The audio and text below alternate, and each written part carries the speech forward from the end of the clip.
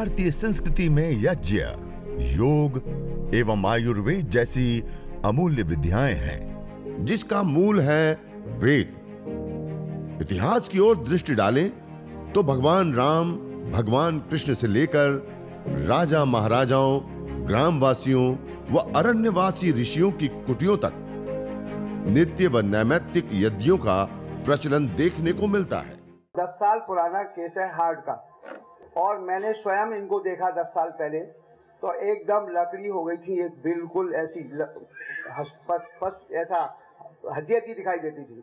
और इनको डॉक्टरों ने बोल दिया था कि अब ये बचेगी नहीं, अब ये अंतिम ये है, अगर तुमने ऑपरेशन नहीं करवाया तो थोड़े दिन की मेहमान हो।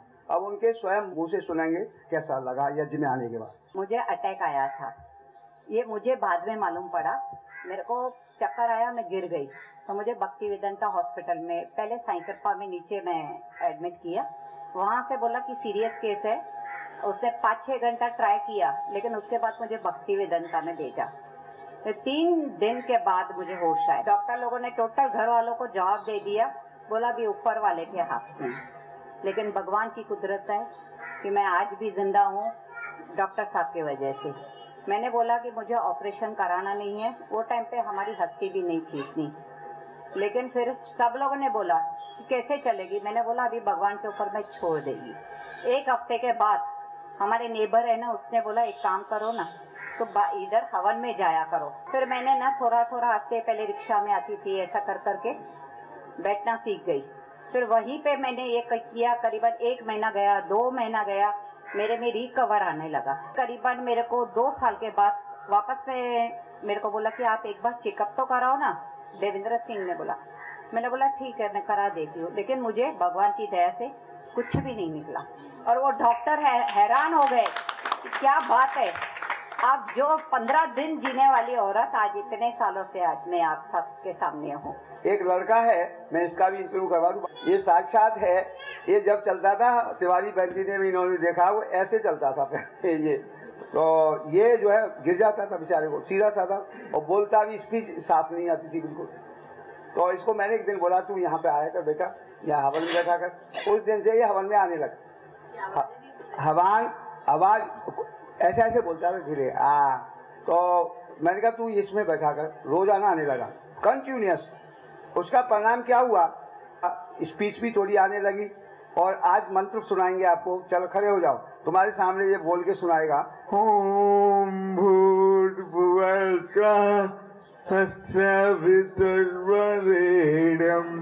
भर्गो देवस्य धीमहि धियो यो नः प्रचोदयात्।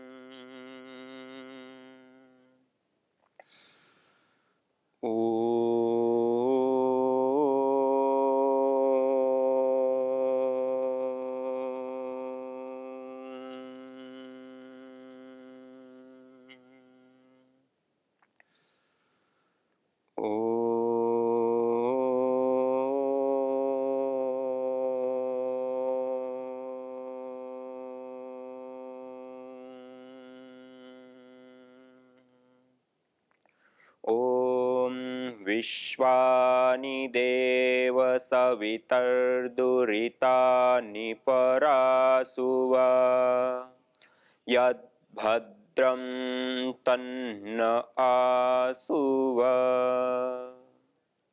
सर्वरक्षक परमपिता परमात्मा को याद करते हुए, उनको कृतज्ञता पूर्वक प्रणाम करते हुए, जिन्होंने हम सबको यहाँ भेजा, हम सब के लिए अन्न, जल, फल, फूल, औषधि, वनस्पतियों से लेकर के समस्त प्रकार के ऐश्वर्य, और उन ऐश्वर्यों का हमें कैसे प्रयोग करना है, कैसे उन ऐश्वर्य के साथ हमें बर्ताव करना है, तो हमारे जीवन में सुख, शांति, समृद्धि, सद्भाव, अच्छाइयाँ, सत्व कैसे बढ़े, उसके लिए परमपिता परमात्मा ने हमें वेद रूपी अनमोल ज्ञान प्रदान किया। उस वेद रूपी ज्ञान में हमें विभिन्न कर्मों को करने के लिए और कुछ ऐसे कर्म जिनको नहीं करने के लिए वेद को हम एक रूप से देखें, या हमारे जो भी आध्यात्मिक ग्रंथ हैं, धर्म ग्रंथ हैं, उनको देखें तो दो चीजें हमें विशेष रूप से बताते हैं, एक विधि और एक निषेध। यह करो, यह ना करो। जिस कर्म को करने के लिए कहा गया वह सारे कर्म धर्म कहे गए। जिन कर्मों को करने के लिए मना किया गया उसको अधर्म कहा गया।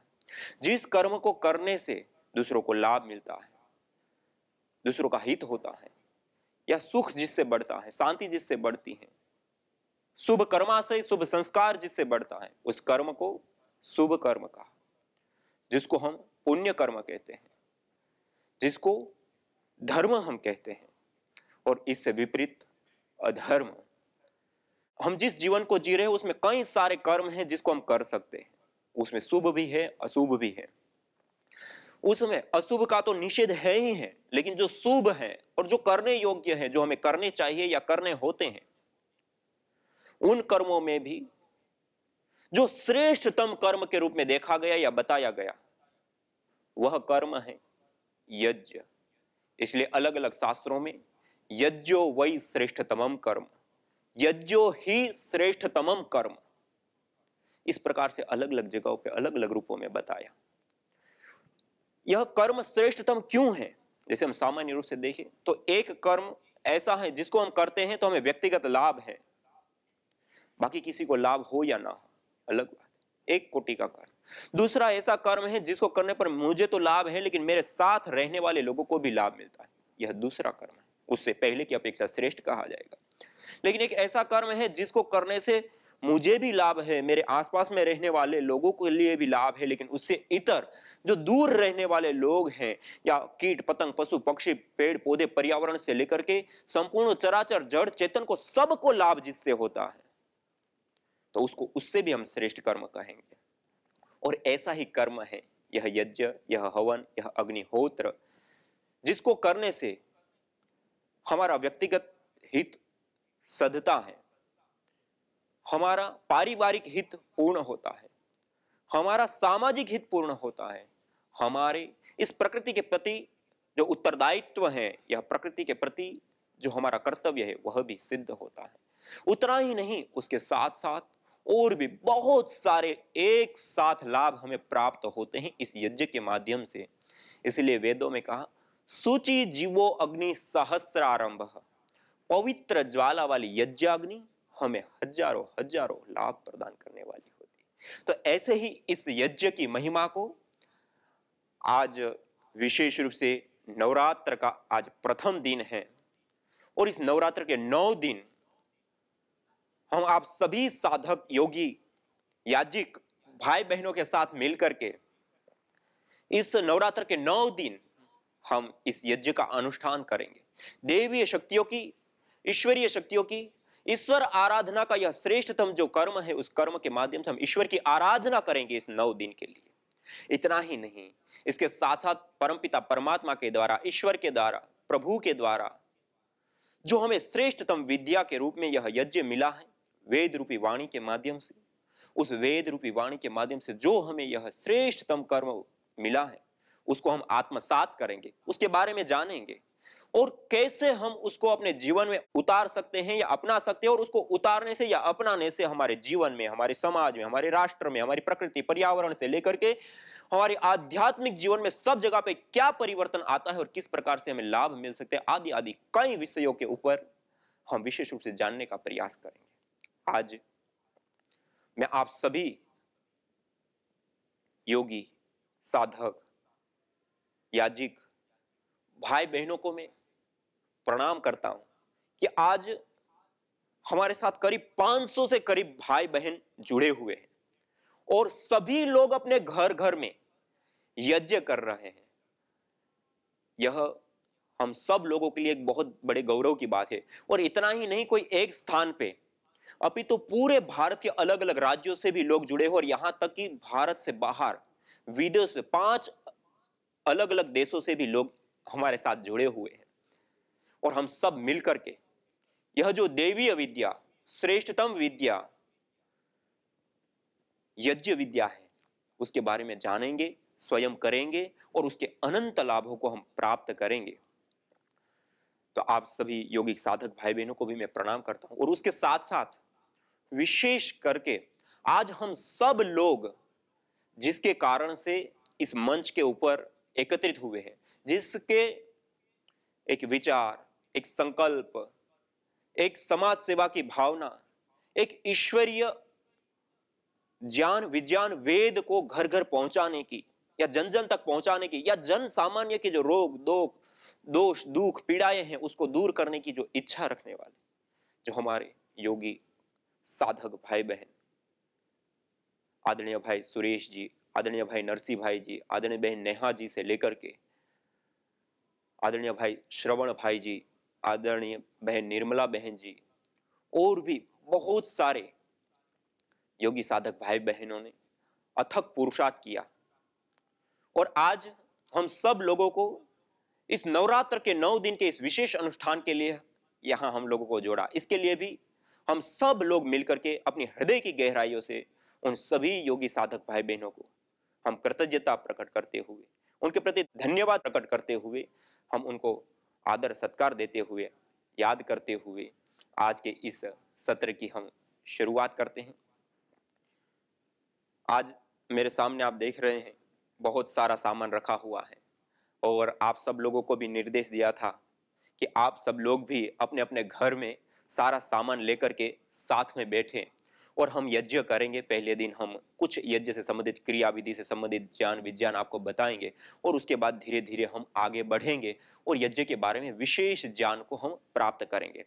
तो यज्ञ करने के लिए सामान्य जिन जिन चीजों की हमें आवश्यकता होती है और उसकी क्या स्थिति होनी चाहिए, आदि आदि विषयों के ऊपर जानने के लिए हम शुरुआत करते हैं। पहला, यज्ञ करने के लिए, हवन करने के लिए, अग्निहोत्र करने के लिए हमें आवश्यकता होती है हवन कुंड की।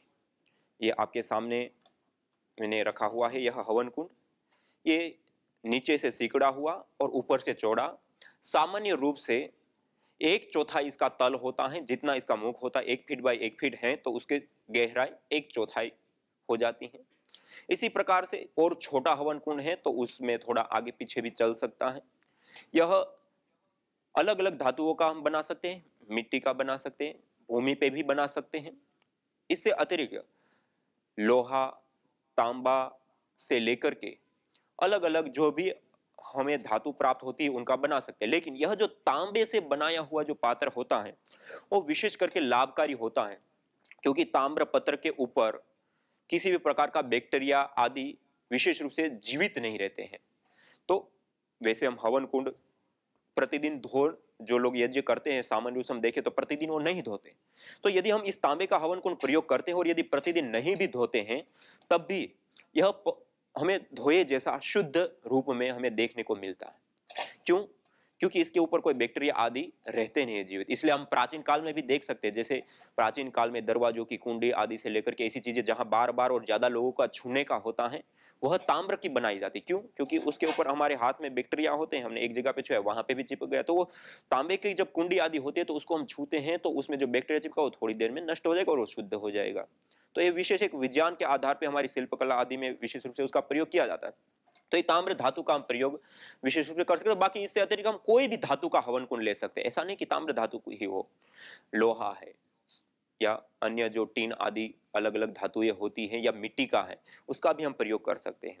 और उसका आकार विशेष रूप से हो, और शास्त्र की विधि के अनुसार यदि हम 100 से अधिक आहुतियां हमें देनी हो तब जाकर के बड़े व्यवस्थित हवन कुंड की हमें आवश्यकता होती है। बाकी इस प्रकार से जैसे हमारे पास ये चांदी की थाली रखी हुई है तो कोई भी थाली हम ले सकते हैं, सर नहीं स्टील की है, कोई भी हमारे पास एक छोटी सी ऐसी थाली नीचे रख ली हमने, उसके बाद ये छोटा सा स्टैंड बना हुआ है, ऐसा कोई स्टैंड रख दिया, और स्टैंड भी नहीं है तो हम घर में करें तो उल्टी एक थाली रख दी और उल्टी थाली रख करके उसके ऊपर, क्योंकि आपका जो नीचे का फर्श है वो गर्म नहीं होगा, वो उल्टी थाली रख करके और उसके ऊपर आप पात्र ऐसा रख करके रख सकते हैं। और यदि हवन कुंड नहीं है तो सीधा ही आप थाली रखिए, थाली के अंदर छोटे छोटे कंकड़ लीजिए, उनको पानी से अच्छे से धो लीजिए और उसको रख दीजिए। उसके बाद थोड़ी सी रेत लीजिए, उस रेत को भी अच्छे से धो दीजिए, उसको रख दीजिए और उसके ऊपर आप थोड़ा सा गौमूत्र आदि का छिड़काव करके उसको पवित्रकरण शुद्धिकरण करके वो थाली आपकी तैयार होगी। इसको स्थांडिल बोलते हैं। उसके ऊपर भी आप इस यज्ञ को संपन्न कर सकते हैं। और बाकी ये सामान्य रूप से समाज में ये छोटा सा पात्र सब जगह पे उपलब्ध है ही, और अभी पतंजलि योगपीठ से भी हमने ऑनलाइन उपलब्ध कराया है, तो आप उसके ऊपर ऑनलाइन भी अपने घर पे मंगा सकते हो। और बहुत कम समय में ही हम सभी मेगा स्टोर के ऊपर भी इसको उपलब्ध कराने वाले हैं। हवन कुंड के पात्र से लेकर के सारी चीजें। तो ये हवन कुंड की बात हुई कि ऐसा हमें एक हवन कुंड चाहिए। दूसरा, जल सिंचन के लिए जब हम यज्ञ करते हैं तो वेदी के चारों दिशाओं में हम जल का सिंचन करते हैं, तो उसके लिए हमें विशेष करके ऐसा एक छोटा सा ताम्र का लोटा, वैसे हमारे घर में स्टील आदि का है तो वो भी चल सकता है, लेकिन पानी के लिए उत्तम माना गया है ताम्र धातु। ताम्र धातु के अंदर रखा हुआ जो जल है वह जल पवित्र होता है, शुद्ध होता है, बैक्टीरिया वायरस आदि से मुक्त होता है।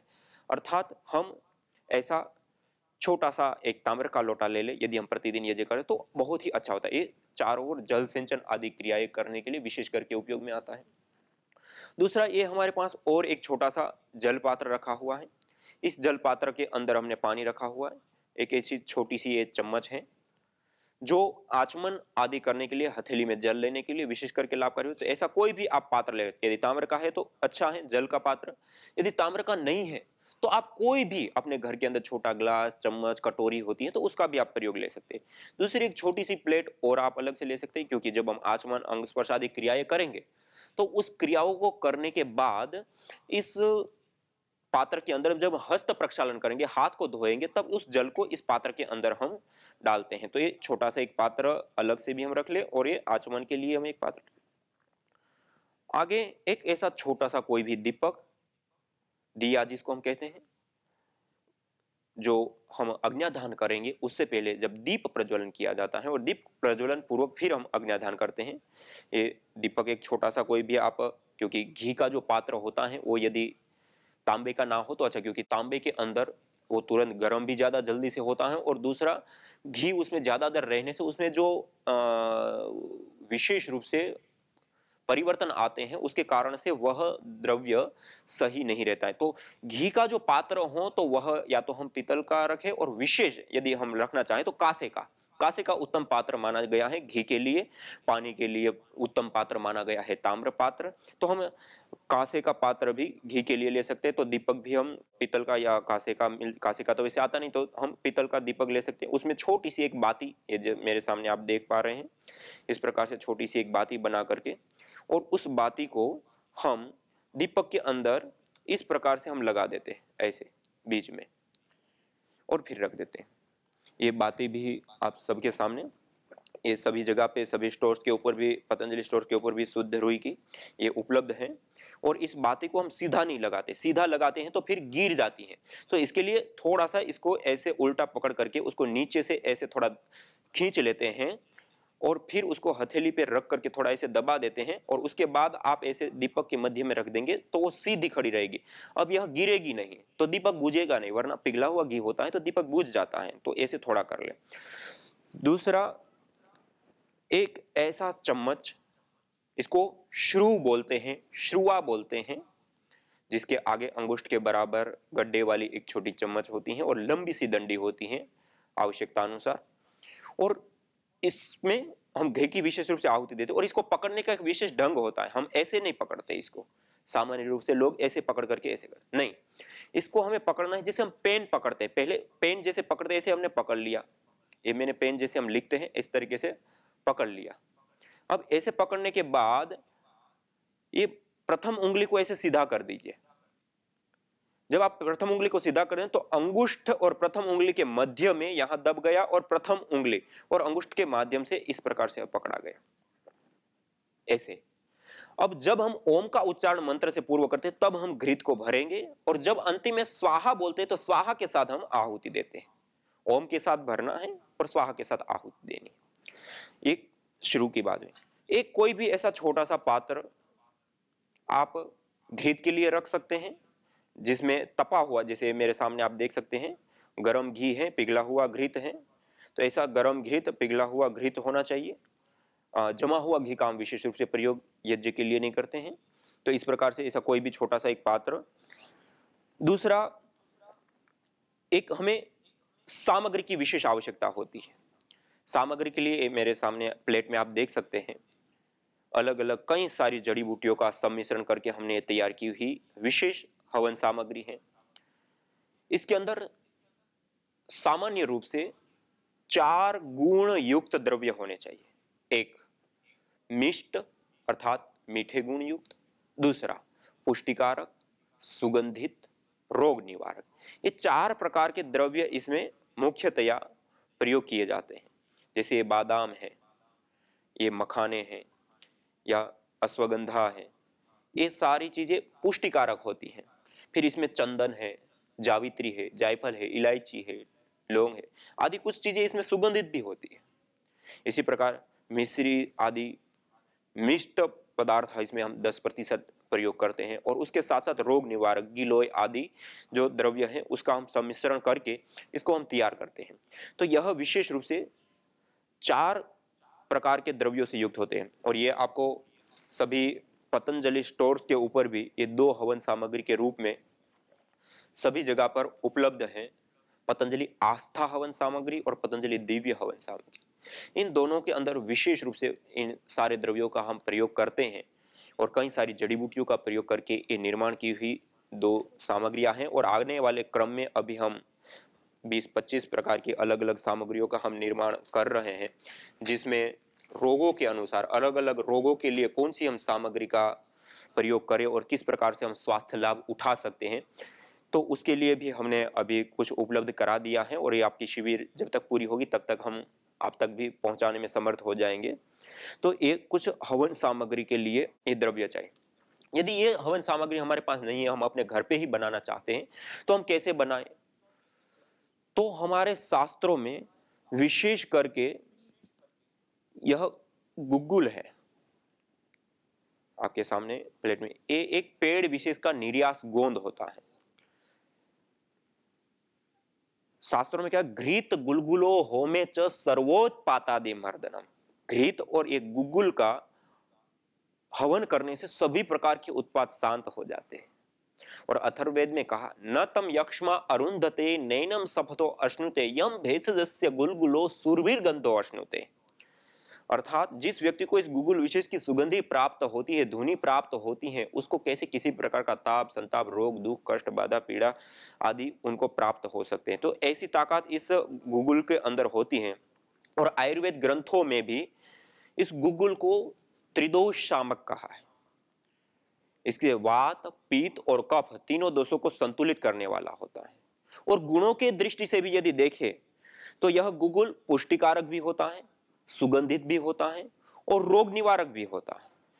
ये जो हवन सामग्री के लिए हमें जिन गुणों से युक्त द्रव्य चाहिए, वो गुण ऑलरेडी अकेले के अंदर संपूर्ण होते हैं। तो इसका हम हवन भी कर सकते हैं और हवन के बाद इसकी धुनी के रूप में भी हम विशेष रूप से प्रयोग कर सकते हैं। तो एक गुग्गुल का भी हम विशेष रूप से सामग्री के रूप में प्रयोग ले सकते हैं। दूसरा, यह मेरे सामने रखा हुआ है अक्षत चावल। सामान्य रूप से हम चावल बोलते हैं, लेकिन हवन का जहां पे भी वर्णन आएगा तो आपको अक्षत शब्द मिलेगा। अक्षत मानी जिसमें क्षत नहीं हुआ है, जो टूटा नहीं है, जो खंडित नहीं हुआ है, जो पूरा है, ऐसा ये आप देख सकते हैं। ये अक्षत चावल है, ब्राउन राइस जिसको बोलते हैं, और टूटे हुए ना हो। यह चावल को भी आयुर्वेद ग्रंथों में त्रिदोष शामक कहे गए हुए। मुझे 2 साल पहले सोराइसिस हुआ था और मतलब स्टार्टिंग हुआ था धीरे धीरे और घुटने तक फैल गया था पूरा।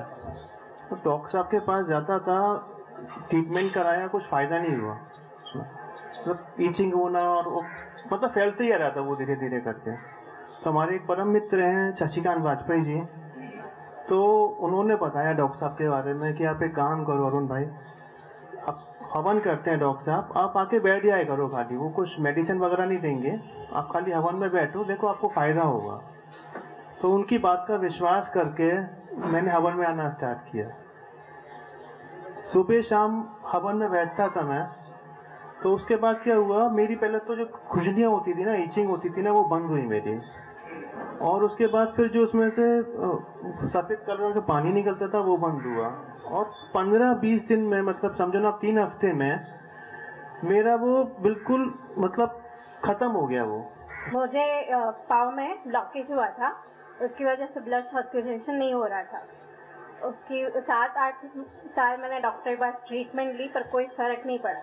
डॉक्टर ने बोला लास्ट में कि बाईपास करना पड़ेगा, तो वो तो इतनी छोटी एज में करना पॉसिबल नहीं है क्योंकि पूरी लाइफ है सामने। उसके बाद पापा ने सजेस्ट किया कि डॉक्टर के पास चलते हैं, मीरा रोड तारा सिंह जी के पास। यहाँ पे दिखाया, उसके बाद डॉक्टर अंकल ने बोला कि ऐसे ऐसे ट्रीटमेंट शुरू करेंगे तो अच्छा हो जाएगा।